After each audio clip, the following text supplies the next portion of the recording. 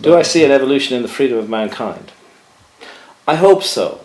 Like I say, I don't see any point of this grand enterprise called society if it's not about nourishing human freedom in the most fundamental and meaningful sense. But there are huge forces at work in our society which are very anti-freedom, which are very bureaucratic, which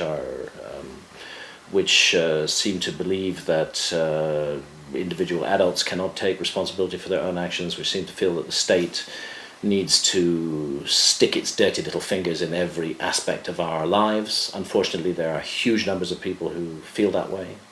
And behind them are enormous resources invested in the status quo, invested in the pacification of the masses, invested in the nurturing of human stupidity instead of the nurturing of intelligence and creativity.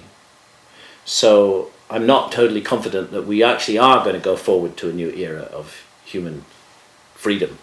I think that we're at one of those places in history where we have to decide where we're going to go next. And maybe for the first time, for a very long time, there's the possibility for all of mankind to be participating in that decision. This is where I also get my hope from. Although the internet has got lots of problems and lots of real brain dead nonsense on it, it is also ultimately an incredible instrument of freedom.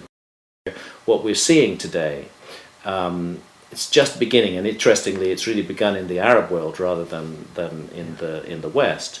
What we're seeing is that the power of the people in the streets can really work when it's orchestrated and manifested through the internet, and that the old power structures, the old media, the way that information was controlled and dominated by small numbers of people, which isn't so different actually between Mubarak and Britain or America. It's not as different as we think it is.